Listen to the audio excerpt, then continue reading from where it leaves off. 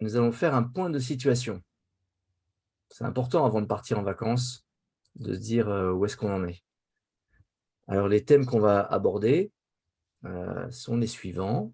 On va parler, du covid, puisqu'on arrive sur la fin du covid. Heu, la loi, pour, mettre fin à la à la situation,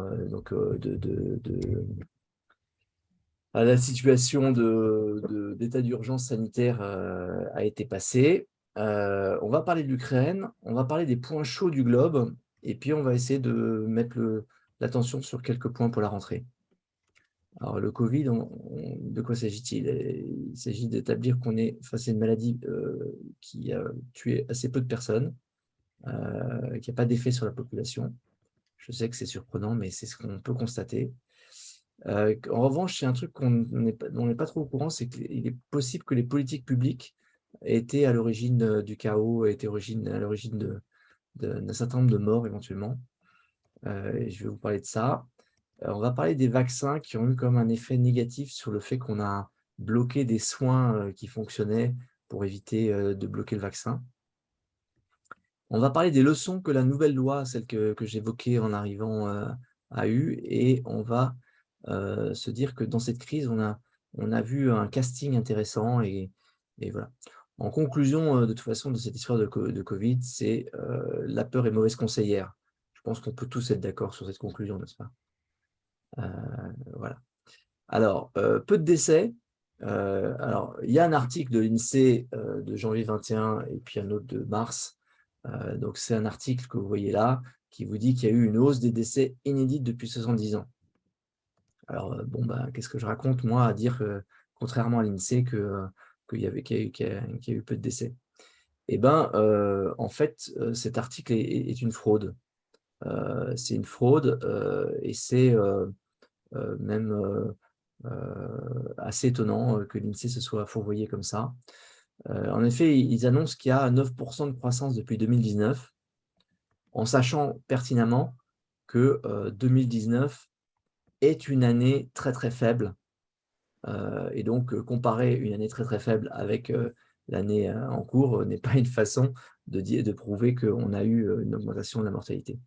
Et ensuite, ils ne prennent pas en compte, l'augmentation de la mortalité. Vous savez qu'on est un pays vieillissant. On a, depuis, 2021, les, baby boomers qui arrivent à plus de 80 ans. Et donc, c'est dit dans un article, de l'INSEE, hein, c'est-à-dire qu'ils nous disent ici que le nombre de décès a tendance à augmenter. Donc c'était 0,7 par an entre 2004 et 2014. C'est 1,9 par an entre 2014 et 2019 et depuis, évidemment, ça a continué à augmenter. On parle de tendance, hein.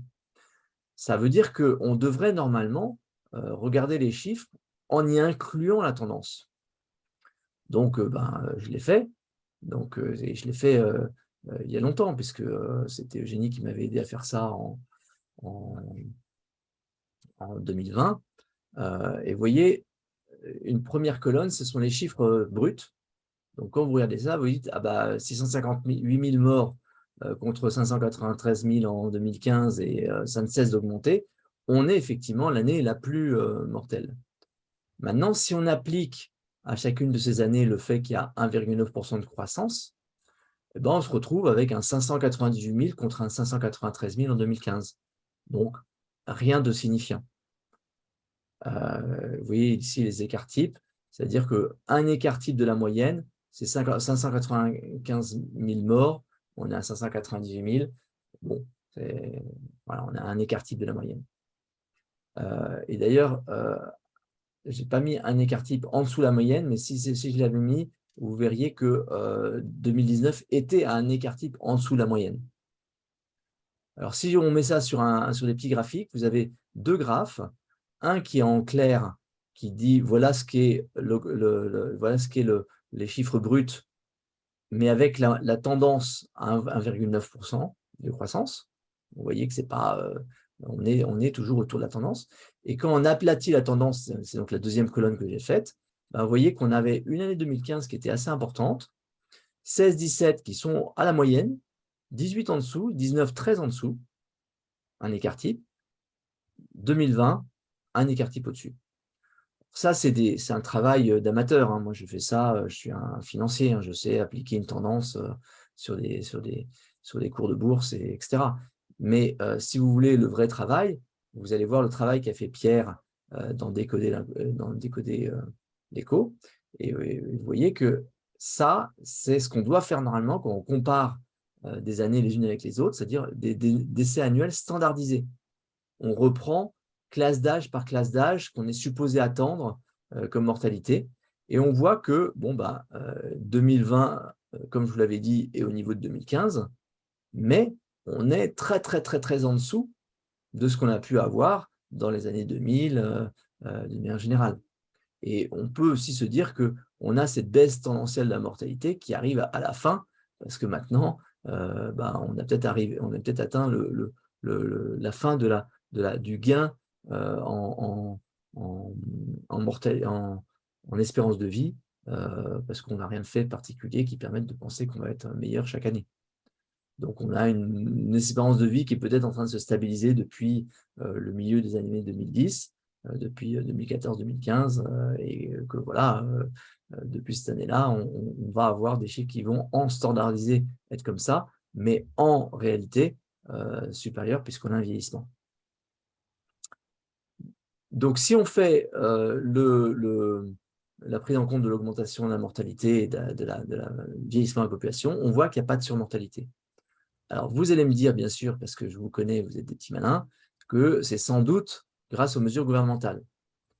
Et je vais vous répondre non, parce que la Suède, qui n'a pas fait ces mesures, a des chiffres pareils, si ce n'est mieux que les nôtres. Et quand on regarde, il y a des tas de moyens de regarder, parce qu'il y a des États américains qui ont fait des mesures et d'autres qui n'ont pas fait. Le plus symptomatique, c'est le Dakota du Nord et le Dakota du Sud.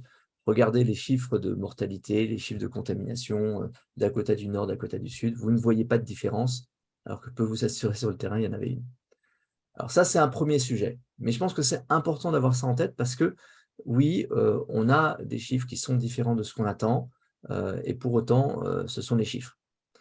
Le deuxième sujet, c'est la responsabilité des autorités. Alors, les autorités sanitaires, très tôt, ont eu peur. Moi, mon soupçon, c'est que, comme ils savaient depuis le début que ça venait d'un laboratoire de Wuhan, qui était un laboratoire militaire, ils ont eu peur que ce soit la fuite d'un virus militaire. Pourquoi ils ont eu peur de ça? Parce qu'ils ont vu les réactions un peu extrêmes des Chinois et parce qu'ils savaient ce qui se passait dans ces labos. Pour une raison assez simple, hein, c'est que c'est les Français qui ont installé ce labo. Et il ne faut pas oublier qu'Agnès Buzyn était la conjointe de M. Lévy, patron de l'INSERM, qui était notamment celui qui avait fait l'inauguration du laboratoire de Wuhan quelques années plus tôt. Donc, moi, je pense qu'il y a eu une surréaction du fait de la peur.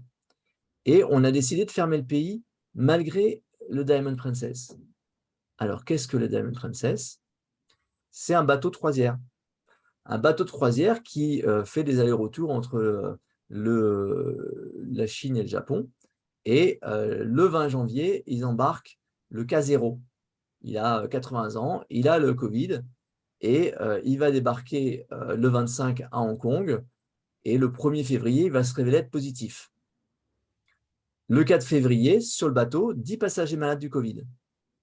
Les autorités japonaises décident d'imposer une quarantaine à ce bâtiment. Et donc, c'est formidable. On a un navire qui a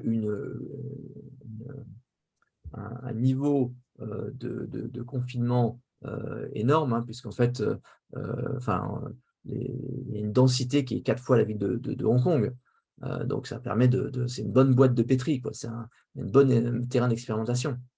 Donc, au final, qu'est-ce qu'on observe? On observe qu'il y a eu seulement 712 cas sur les 3700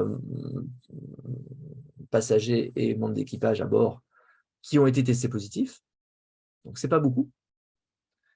Seulement 350 étaient malades et 14 décès sur 3700, sachant qu'on est avec des passagers qui ont 65 ans de moyenne d'âge.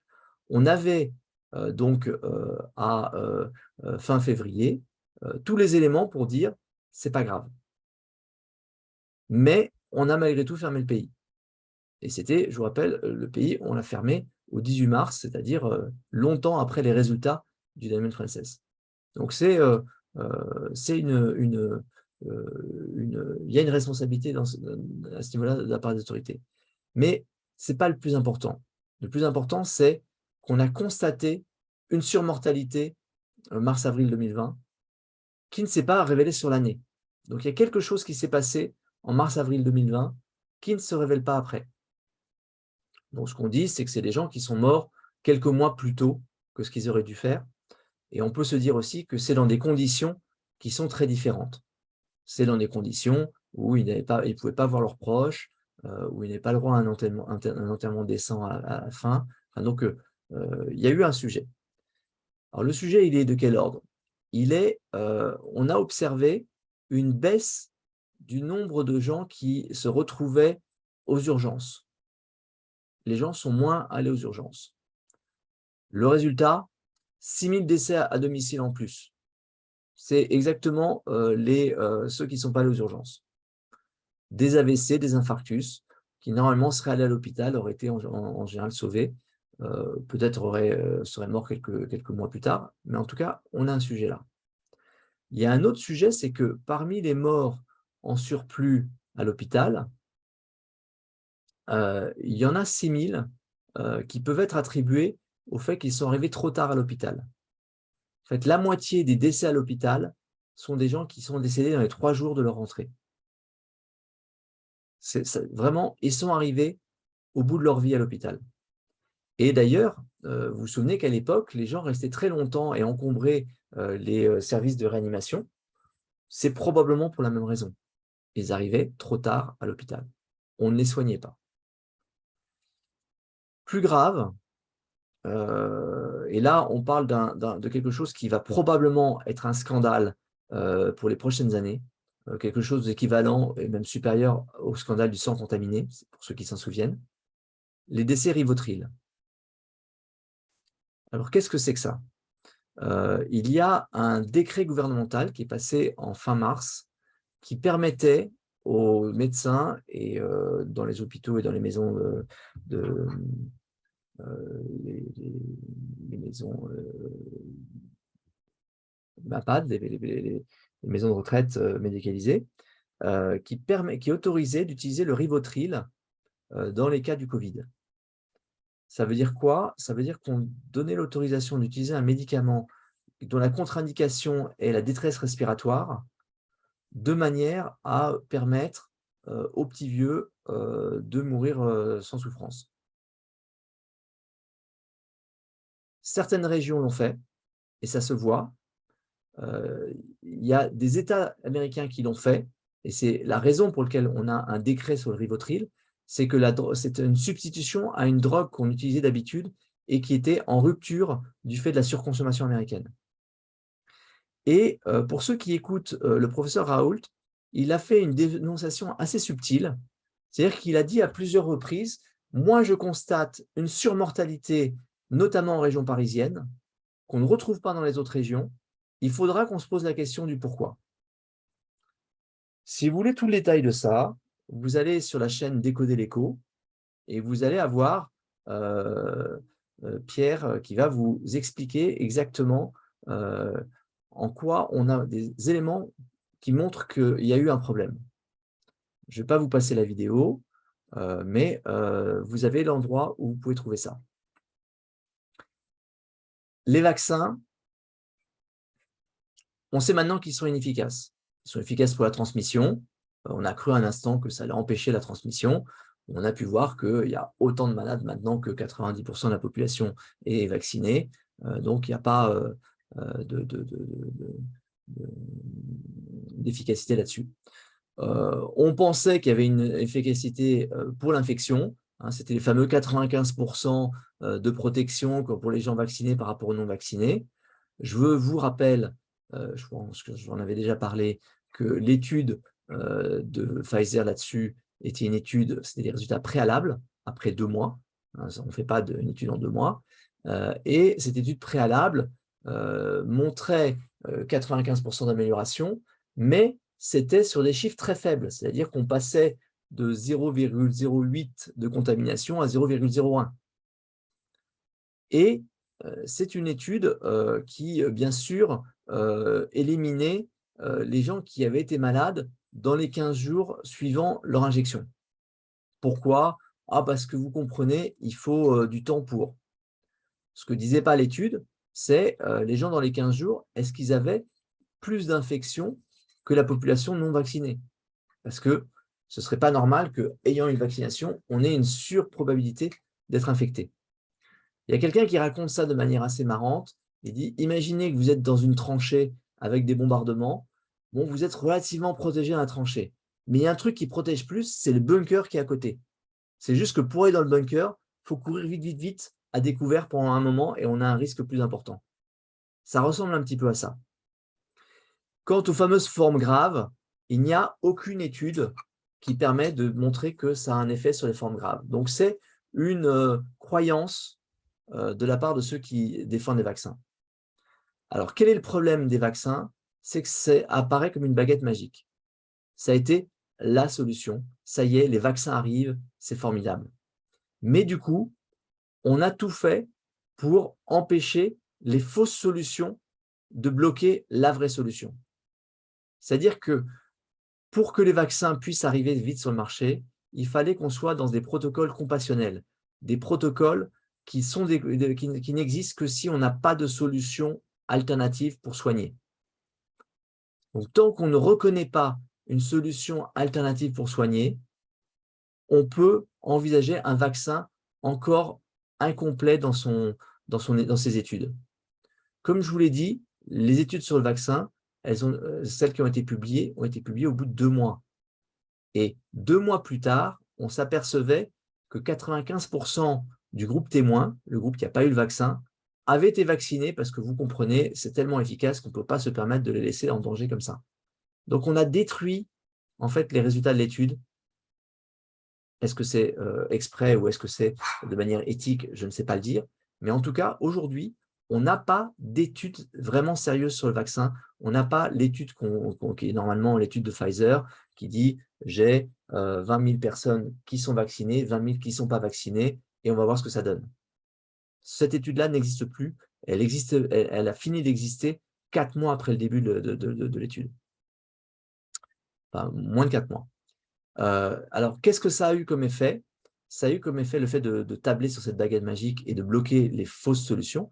Eh ben, ça fait qu'on n'a pas soigné les malades et qu'on n'a pas mis les solutions qui sont aujourd'hui très bien démontrées. Alors, qu'est-ce que j'entends par très bien démontré? Ben, vous allez sur un site qui s'appelle c19study.com et c'est un site qui reprend l'ensemble des études qui ont été faites sur l'ensemble des solutions possibles. Alors, vous voyez ce que ça donne, c'est ça. Vous voyez le nombre d'études pour chacune des solutions. Et donc, vous voyez des trucs comme l'ivermectine avec 89 études qui ont été faites. C'est solide, 89 études. Ça commence à être bien.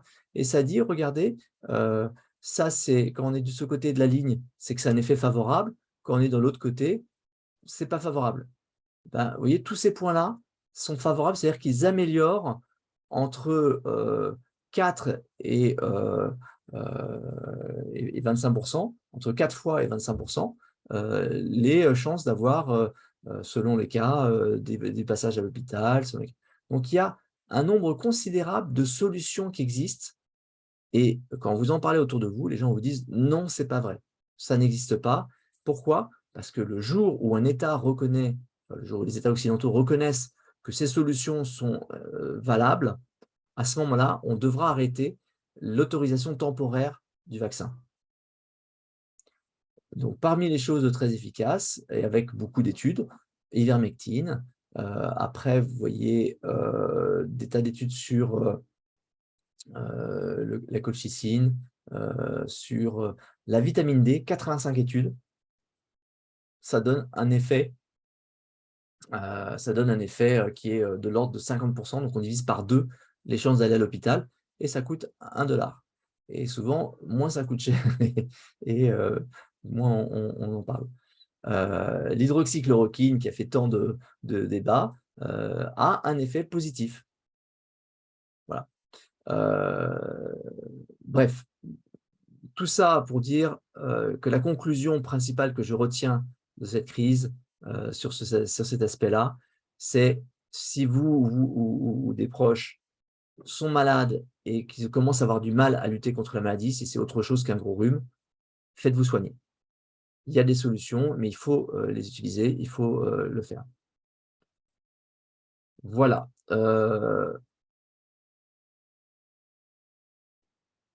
Autre point sur cette crise, la nouvelle loi et ses leçons. Donc, comme je vous le disais, on a maintenant une loi qui a mis fin à l'état d'urgence et qui a repoussé toute idée de passeport sanitaire, de masque, des choses comme ça. Donc, si l'État a besoin de repasser là-dessus, ils vont devoir repasser devant le Parlement et il faudra qu'ils expliquent pourquoi.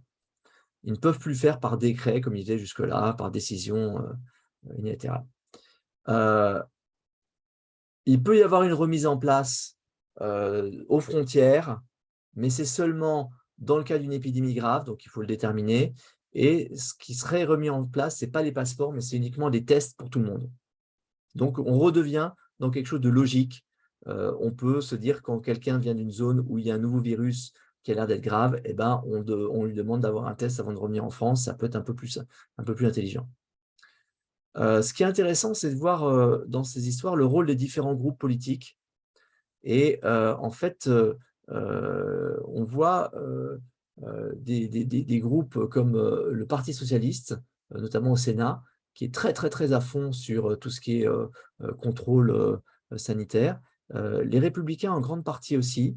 Et puis, c'est dans les groupes au centre qu'on voit une opposition farouche à ces sujets-là, et puis un peu à la gauche. L'autre point qui est très intéressant que nous apprend cette nouvelle loi, c'est ça illustre le changement qui a eu lieu avec le fait qu'il n'y ait pas de majorité à l'Assemblée nationale. C'est-à-dire que maintenant, il y a un nouveau rôle pour le Sénat, puisque quand une loi passe à l'Assemblée nationale et est votée différemment au Sénat, alors il y a un mécanisme qui est le mécanisme de la commission paritaire. Donc les sénateurs et les députés vont se réunir pour essayer de trouver un compromis. Et ce compromis est celui qui va être qui va devenir la nouvelle loi maintenant, qui va être appliquée, enfin qui va être validée par par les deux chambres. Et dans ce comité entre le Sénat et l'Assemblée nationale, eh bien, ce sont les républicains qui ont la majorité. Donc du coup, ça donne un rôle considérable aux républicains par rapport à leur dernière performance aux, euh, comment dire, aux élections législatives. Et ça donne une forme d'équilibre avec le Sénat qu'on n'avait pas avant. Donc c'est très intéressant. Alors ensuite, je vous parlais du casting que cette crise a pu montrer. Donc ça a pu montrer des stars et ça a pu montrer des vilains. Donc les stars, ça a été quelques parlementaires courageux qui se sont battus contre les autres parlementaires en essayant d'ouvrir les yeux à tout le monde. Il y a des outsiders de la politique qui sont mis sur ce créneau avec pas mal de vistas, c'est-à-dire relativement en avance sur tout le monde et qui sont bien tenus là-dessus. Et puis, il y a des gens de la société civile qui ont émergé. Je pense notamment à Réinfo Covid, qui a fait un travail assez intéressant. Vous avez au niveau des scientifiques vraiment un fossé qui s'est creusé. Vous avez bien sûr le cas de Raoult, professeur Raoult, personne ne connaissait vraiment avant. Pourtant, c'est un personnage, hein, il fait partie des gens en France qui ont le plus de papiers publiés. Alors certes, comme toujours, c'est pas lui qui fait tout seul, hein, il a un labo de 240 personnes, 240 chercheurs, mais c'est ça la recherche moderne, c'est le chef du labo qui signe en dernier le papier et qui est celui à qui on attribue tous les travaux, mais rien de neuf, c'est vrai dans l'ensemble des labos français. Et c'est intéressant parce que c'est quelqu'un qui est très anticonformiste et qui, du coup, il y a probablement un lien là-dedans d'autant plus que ce que j'ai mis dans la catégorie des vieux fonds de la résistance, c'est aussi des personnages qui ressemblent beaucoup à ça. Jean-Pierre Luminet, pour ceux qui ne le connaissent pas, c'est un potentiel prix Nobel de physique. C'est un astrophysicien français. C'est lui qui avait le premier modélisé sous forme mathématique les trous noirs. Et les dernières photos de trous noirs ressemblent étrangement au dessin, à la peinture qu'il avait faite pour illustrer ses recherches mathématiques. Donc, il avait défini mathématiquement à quoi devait ressembler un trou noir. Il avait fait des dessins et les photos qu'on a récemment réussi à faire de trous noirs sont exactement comparables à ce qu'il avait dessiné. Donc, c'est un type assez étonnant, excellent pianiste qui a écrit beaucoup d'ouvrages de vulgarisation à destination des enfants qui sont tous formidables. Et Jean-Pierre Luminet fait partie des gens qui se sont érigés contre les mesures sanitaires en les considérant comme non scientifiques après les avoir étudiées. Et donc, il s'est fait remarquer en refusant d'aller récupérer un prix qui lui était attribué parce qu'il y avait l'obligation de passeport sanitaire, des choses comme ça. Le professeur Maresco, c'est le fondateur d'un centre de recherche sur la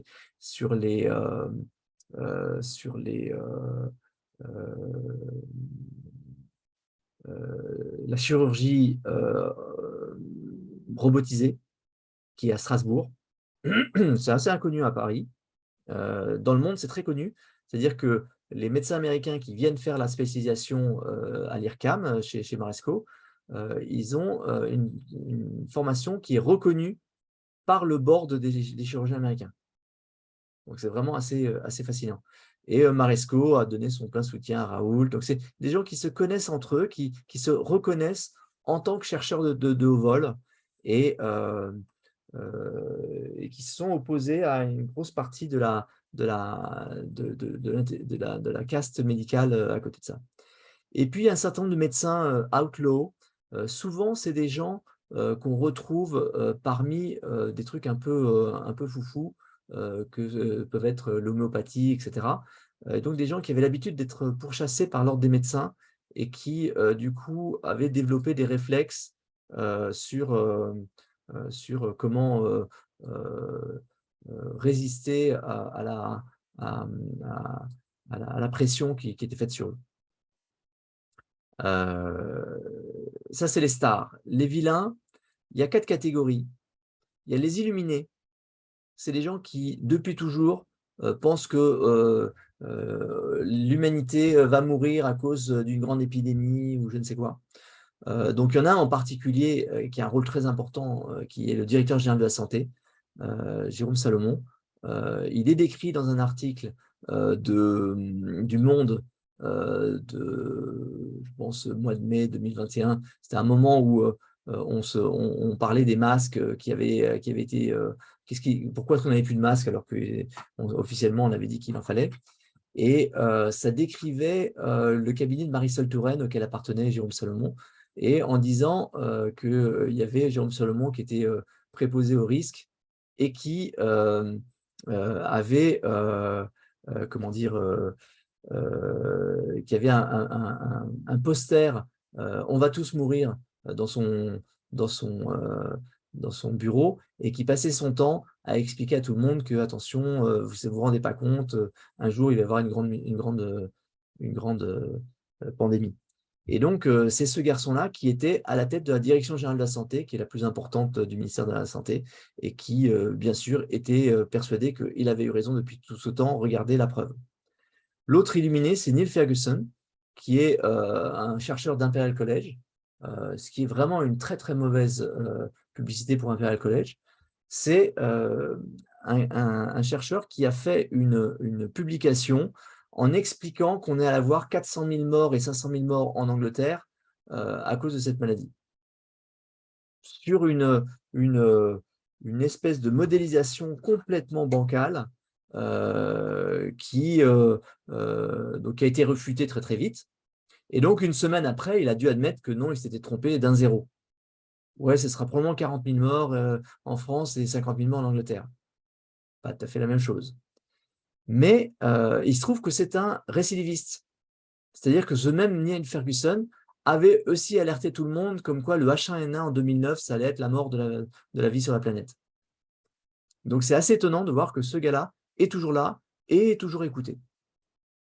Alors, ceux qui sont intéressés, j'ai mis l'OMS et la PHP.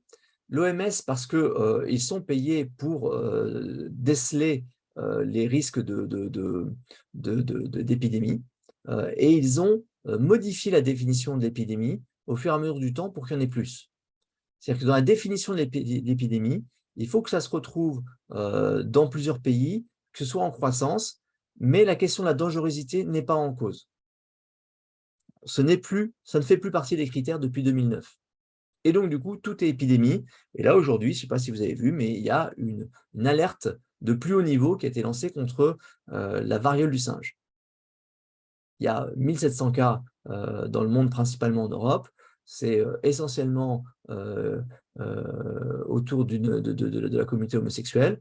Mais ce n'est pas grave, on en fait une alerte mondiale. Enfin, ils ont fumé la moquette.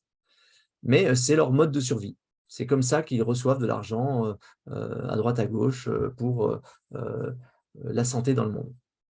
La PHP, c'est autre chose. C'est une institution hospitalière qui gère tous les hôpitaux de la ville de Paris et qui a vu dans cette crise l'occasion de pleurer sur son sort et de réclamer plus de moyens. Donc, ils étaient les premiers à envoyer des médecins de chez eux. Et pour avoir vu l'interview d'un syndicaliste de la PHP, ils avaient une action pour dire qui a le droit d'aller à la télé et qui n'a pas le droit. En fait, c'était pas anodin, c'était des gens qui venaient vraiment sur l'agenda de la PHP. Après, il y a les corrompus, c'est tous les gens qui avaient un conflit d'intérêts. Alors ça, il y a une étude qui est fabuleuse sur d'analyse des… Je vous avais dit qu'il y a eu beaucoup d'études qui ont été faites sur l'hydroxychloroquine et vous apercevez que tous les gens qui ont des conflits d'intérêts, toutes les études dans lesquelles on a identifié un conflit d'intérêts ont une surreprésentation d'études négatives. Donc les études négatives viennent essentiellement de la part de gens qui sont payés par des labos sur des sujets connexes. Après, on a une catégorie, c'est la catégorie des lâches et des incompétents. 80% des médecins de ville ont décidé de ne pas soigner, ont écouté le gouvernement et n'ont pas soigné leurs clients. Ma mère a eu le Covid en janvier dernier, son médecin traitant n'a pas voulu la recevoir. C'est hallucinant. L'autre point, c'est les spécialistes qui sont confiants dans les autres spécialistes. De quoi je parle? Quand vous êtes un spécialiste d'une question, vous n'aimez pas l'idée qu'on puisse remettre en cause vos décisions sur vos sujets de spécialité. Vous avez bien étudié le sujet et vous savez pourquoi vous dites qu'il faut une chaudière à fuel plutôt qu'une chaudière électrique ou pourquoi c'est telle voiture plutôt que telle autre. Vous êtes un spécialiste, vous avez étudié le sujet. Et vous imaginez que les spécialistes qui viennent parler sur le Covid ont fait le travail pareil. Et donc, vous vous reposez là-dessus. Mais dans cette catégorie-là, lâche et incompétent, il y a beaucoup de monde.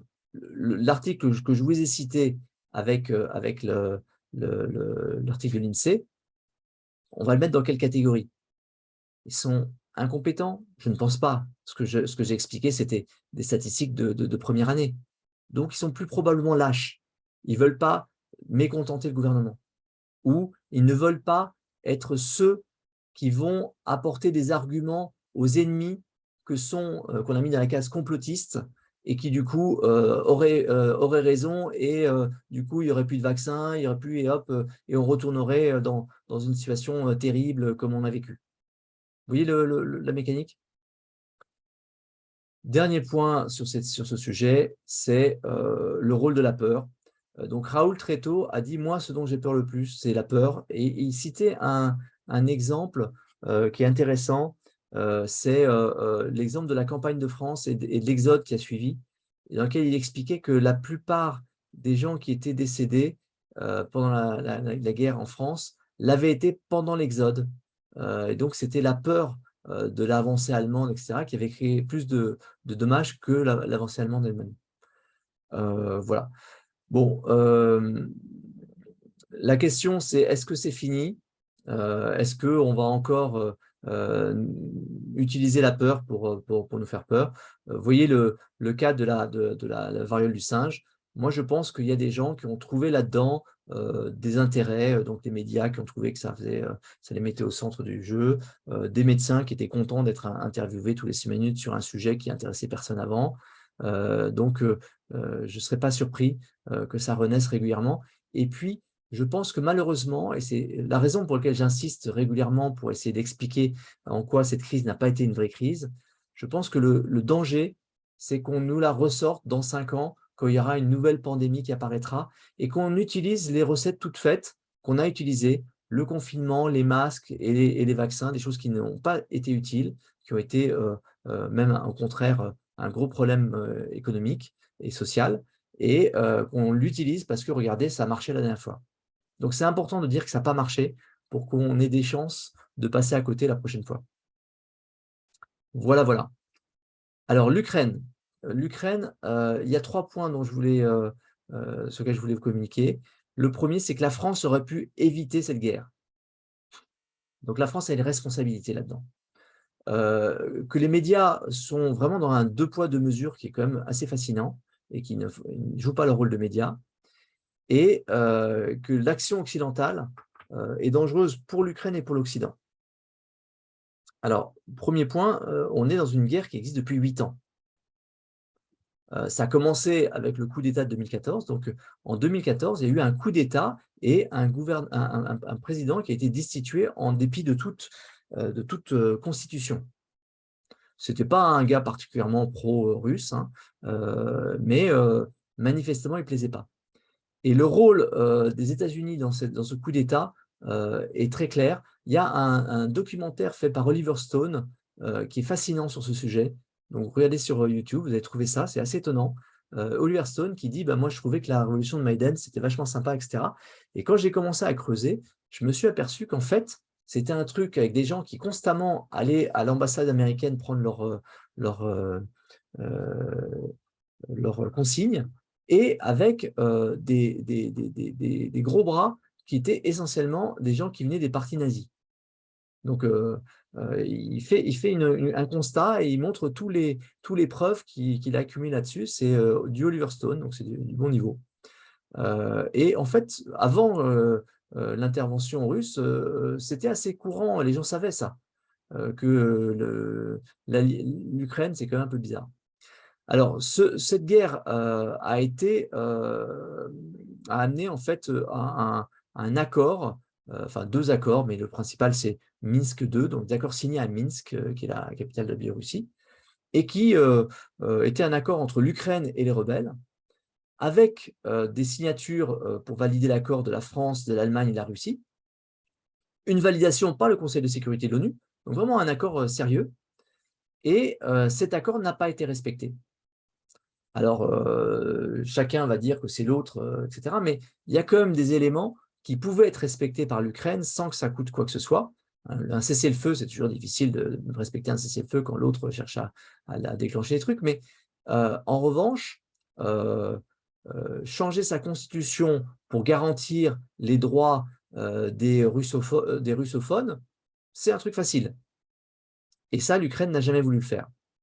Et le rôle de la France là-dedans, c'est que la France était une des parties de l'accord.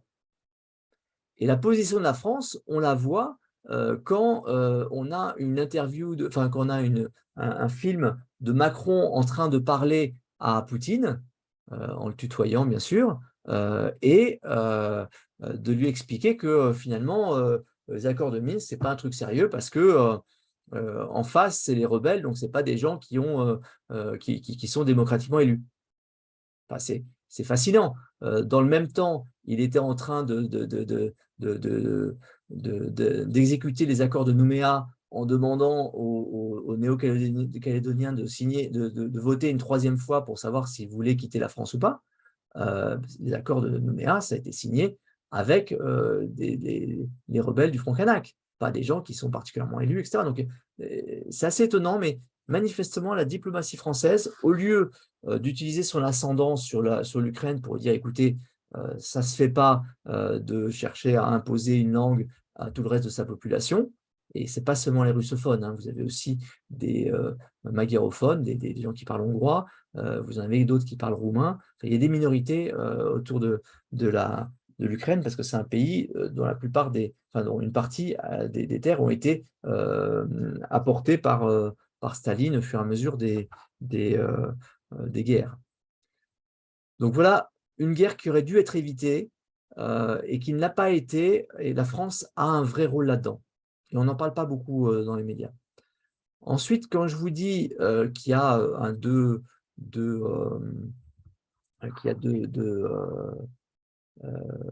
poids, deux mesures, si on regarde bien, l'action russe en Ukraine est exactement un copier-coller de l'action de l'OTAN pour le Kosovo en 1998. C'est-à-dire que officiellement, l'OTAN venait défendre les Kosovars qui étaient menacés, donc les rebelles du Kosovo, comme la Russie qui vient défendre les rebelles du Donbass. Ils demandent l'indépendance du Kosovo, comme la Russie qui demande l'indépendance du Donbass. La France, qui n'avait rien à voir là-dedans, hein, a fait 2000 sorties d'avions pour bombarder Belgrade, mais il n'y avait pas que la France, il y avait la Belgique, il y avait tout l'OTAN en fait, hein, il y est allé, sans aucun mandat de l'ONU. Hein. C'est une décision de l'OTAN en vue de protéger des civils menacés. Ils ont détruit des installations civiles, ils ont bombardé pendant 2 mois Belgrade et ses alentours, ils ont détruit des installations chimiques, enfin, hallucinant. Hallucinant qu'on n'ait pas, qu'on dise maintenant ce que fait les Russes, c'est inadmissible, alors qu'à l'époque, c'était admissible. Moi, ça ne me dérange pas qu'on dise que les Russes font une intervention inadmissible. Je voudrais juste qu'on ne fasse pas comme si c'était quelque chose qui n'a jamais eu lieu. Alors, troisième point, c'est une guerre inutilement prolongée. C'est-à-dire que dès le 3e jour, il y avait des négociations qui ont commencé. Manifestement, les Ukrainiens ont été choqués de voir que les Russes étaient capables d'arriver aux portes de Kiev en 3 jours.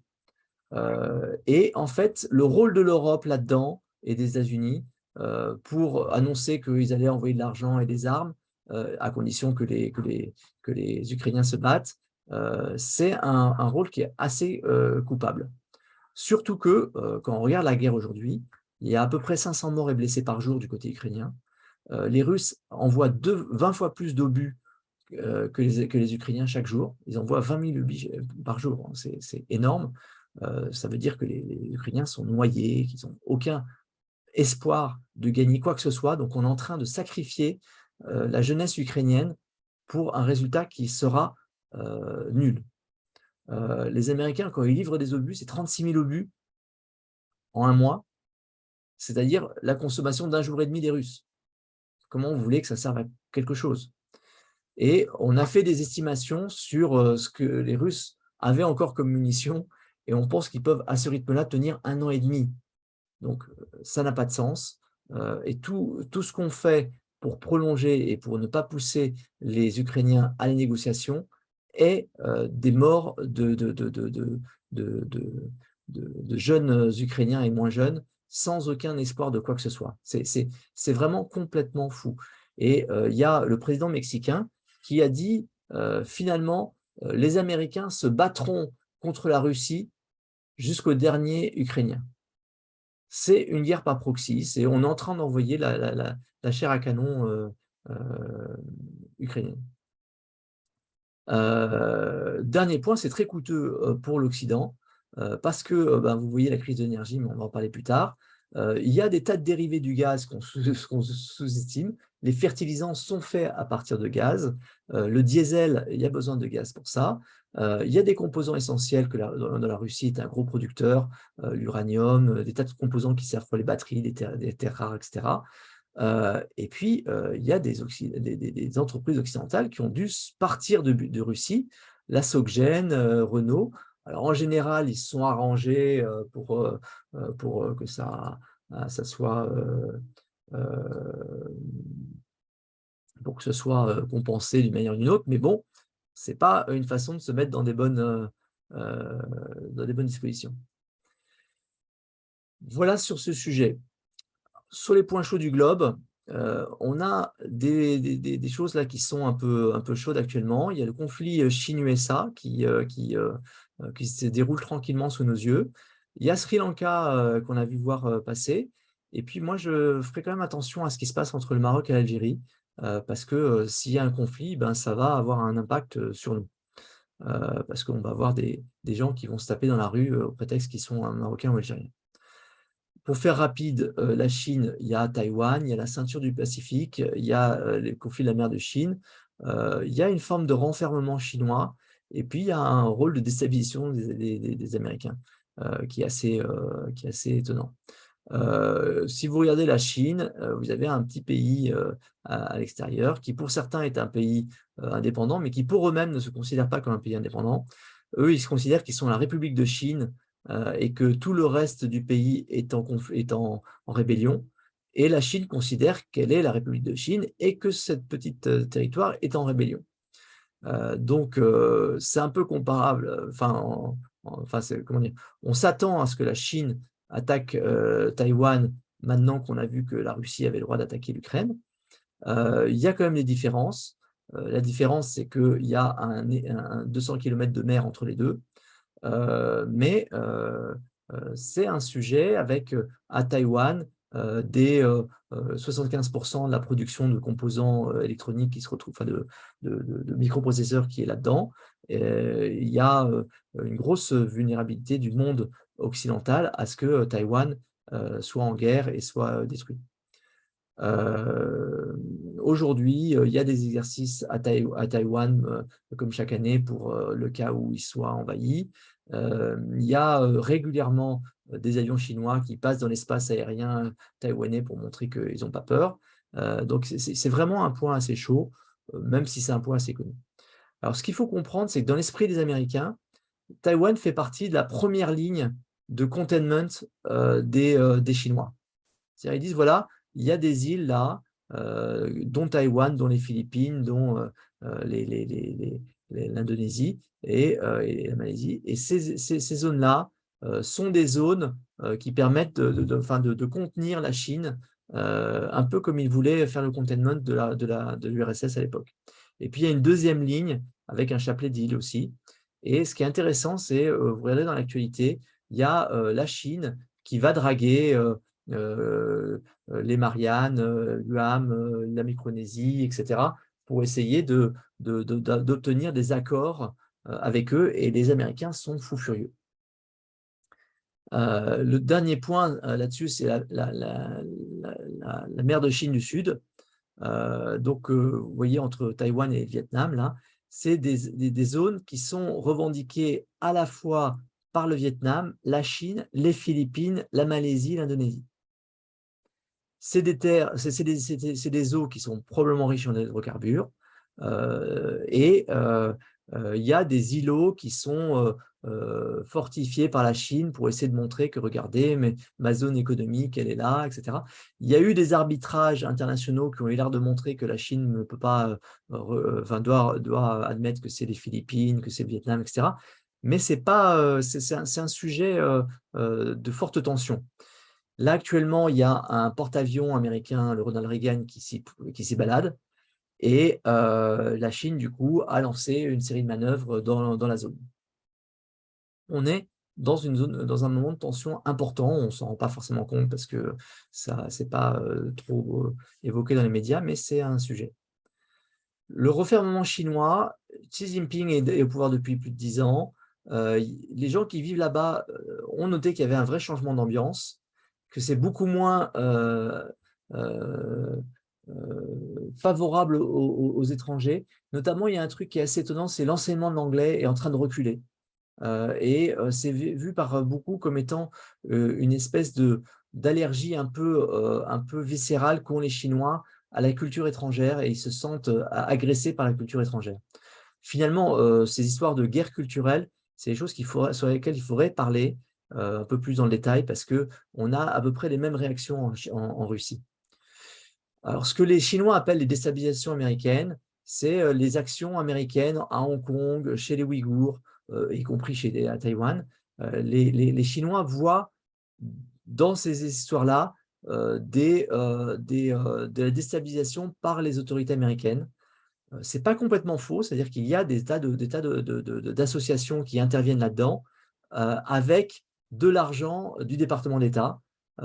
Et ça se retrouve aussi dans d'autres endroits, ça se retrouve en Thaïlande, notamment toutes les grandes manifestations qui ont eu lieu étaient souvent par des organisations qui étaient poussées par les Américains. On a vu qu'en Ukraine, ça avait été le cas. Et on va voir qu'à Sri Lanka, c'est aussi la même chose. C'est-à-dire que le narratif officiel, c'est qu'il y a une crise économique. Alors c'est vrai, hein, il comptait beaucoup sur le tourisme, et le tourisme a pris une gifle avec le Covid. Ils sont aujourd'hui en incapacité de payer leurs dépenses étrangères. Mais néanmoins, ça n'explique pas tout. Et on s'aperçoit que dans la presse américaine, on parle de jeunes étudiants qui au départ voulaient juste protester et qui se sont retrouvés à la tête des manifestations. Et on s'aperçoit que ces gens-là appartiennent à des associations financées par les États-Unis. Donc, ce n'est pas complètement neutre. On a beaucoup parlé de la Chine qui avait prêté beaucoup et qui aurait mis le pays dans une trappe à dette. En fait, non. C'est plutôt des capitaux occidentaux qui représentent 95% de la dette du Sri Lanka. Il y a un vrai enjeu à regarder, c'est que le Sri Lanka est en train d'attribuer des zones de prospection de gaz dans l'ouest de la mer, de la mer à l'ouest du Sri Lanka. Et ça aussi pourrait expliquer les éléments qu'on a pu voir au Sri Lanka. Maroc-Algérie, il y a eu la fin d'un deal que les Marocains avaient avec les Algériens pour transporter le gaz sur leur territoire. Il y a le soutien par l'Algérie du Front Polisario qui refuse de voir que le Maroc s'attribue la plus grosse partie du Sahara espagnol, de l'ancien Sahara espagnol. Et puis, on a un problème de fin de régime algérien, c'est-à-dire que c'est un régime très mafieux, avec beaucoup de… le pouvoir est tenu par une partie de l'armée algérienne et qui reposait beaucoup sur le gaz. Alors, on arrive à la fin du cycle gazier et on n'a pas fait beaucoup d'investissements avec tout ce gaz.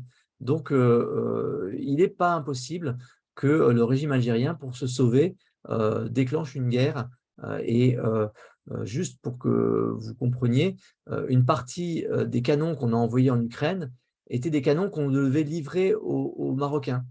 Donc on va leur livrer, mais manifestement, les Marocains ont besoin de s'armer ces temps-ci.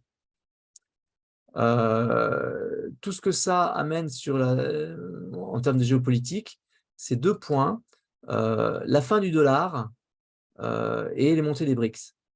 La fin du dollar, c'est que les sanctions russes ont bloqué 300 milliards d'avoirs russes au prétexte que c'était des dollars ou des euros et que donc du coup on a le droit. Et ça, c'est un message pour les autres pays. Il vaut mieux pas avoir des réserves en dollars parce que ça peut être saisi. Et on va maintenant vers un paiement en roubles du gaz. Ça a été fait. Et c'est un gros changement puisque ça fait sortir le pétrole, les matières premières de l'économie dollar. Ça commence par la Russie, mais l'Arabie Saoudite l'a fait avec la Chine et de plus en plus de pays maintenant se sentent autorisés à le faire. Or, le dollar, c'est un peu comme des bons d'achat. On vous paye avec du dollar. Si on vous paye des bons d'achat, ils viendront acheter des trucs chez nous. Et sauf qu'il y a de moins en moins de choses à venir acheter aux États-Unis. Ah oui, mais bonne nouvelle, vous allez pouvoir, avec ces bons d'achat, acheter aussi des matières premières. Jusqu'au moment où les gens ne veulent plus de dollars pour acheter les matières premières. Et donc, c'est la fin de la planche à billets. On ne peut plus imprimer des bons d'achat comme on veut.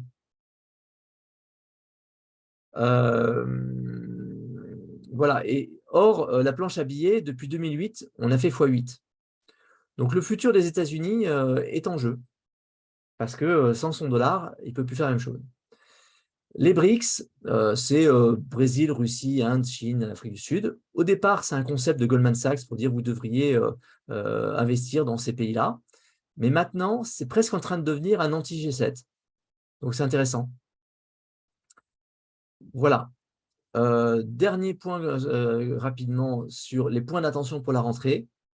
Il y a l'inflation et il y a l'énergie. L'inflation, comme je vous l'ai dit, le dollar a fait x8, a été imprimé, on a multiplié la masse de dollars par 8 en 15 ans. Ça crée de l'inflation. Le Covid a bloqué, puis réouvert, puis bloqué, puis réouvert. Ça fait des effets de coup de fouet. Ça fait de l'inflation. Le gaz russe, on ne veut pas acheter le gaz russe facile à récupérer, on va acheter du gaz ailleurs, compliqué, qui coûte plus cher, etc. C'est de l'inflation aussi. Cette espèce de jeu de chaise musicale, tout le monde à la fin va trouver sa chaise, mais ça va être une chaise qui est plus loin de là où on était, qui est plus coûteuse, etc. Réduction de la production d'énergie, parce que, on va voir ça après, on a décidé de prendre des solutions qui réduisent la production. Ça va faire de l'inflation aussi. Donc moi, je pense qu'on va avoir de l'inflation pour quelque temps. Et de la stagflation, c'est de l'inflation et de la réduction de production. Enfin, la réduction de création de richesse. Et pour l'énergie, eh ben, il y a l'arrêt du nucléaire allemand, donc c'est de l'énergie en moins. Il y a des choix d'énergie alternatives, solaire et éolien, sauf que le solaire et éolien, il est alternatif, il ne fonctionne pas en permanence. Quand il ne fonctionne pas, on doit mettre du gaz ou du charbon. Et en plus de ça, ces quantités d'énergie qu'on a mises en solaire et en éolien, c'est différent entre la quantité nominale et la quantité effective. Il n'y a que 18% qui soit vraiment utilisable. Le reste, on ne sait pas quoi en faire aujourd'hui. Et donc, on a globalement on va plutôt vers une chute de la production d'énergie sur le continent européen. Et pour illustrer ça, en France, cette année, on va avoir seulement 300 TWh de production nucléaire contre 360 années précédentes. C'est 60 TWh qui vont manquer. Et ça va vraiment manquer. Alors en plus, il y a tout un système où les autorités réglementaires ont demandé qu'il y ait 100 TWh qui soient pour les alternatifs, pour les compétiteurs d'EDF, et qui achètent ça à un prix fixe qui est de l'ordre de 40 €, je crois, du mégawattheure. Donc, rien si on considère qu'aujourd'hui, le prix revendu derrière est plutôt à 200. Donc, il y a des gens qui s'enrichissent et EDF qui fait des gros déficits de ce fait, qui du coup ne peut pas investir dans le nucléaire comme il devrait. Ça va faire des hausses de prix, ça va faire des ruptures. Donc, le problème, c'est qu'on n'a que deux types de solutions. La solution de l'économie administrée, c'est-à-dire vous avez un bon d'achat, enfin des bons des bons d'alimentation. L'État vous dit, vous avez le droit de prendre tant et c'est tout. Ou alors, il y a les relances des centrales. Donc, il faudrait que les Allemands comprennent qu'ils vont devoir revenir sur leur décision de fermer les centrales et voire même que nous, on mette 1 an ou 2 à réouvrir celle de Fessenheim, qui est en parfait état. Ça n'arrivera pas, cette deuxième solution, si on accepte comme aujourd'hui, nous Européens, de réduire de 14% notre consommation pour que les Allemands aient pas trop mal. Il faut que les Allemands payent pour leurs décisions, sinon on n'arrivera pas à les convaincre qu'il faut qu'ils se remettent au nucléaire. Voilà mes réflexions pour l'été.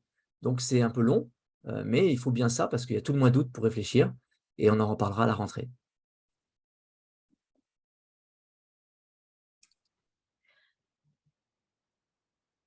Super, merci beaucoup.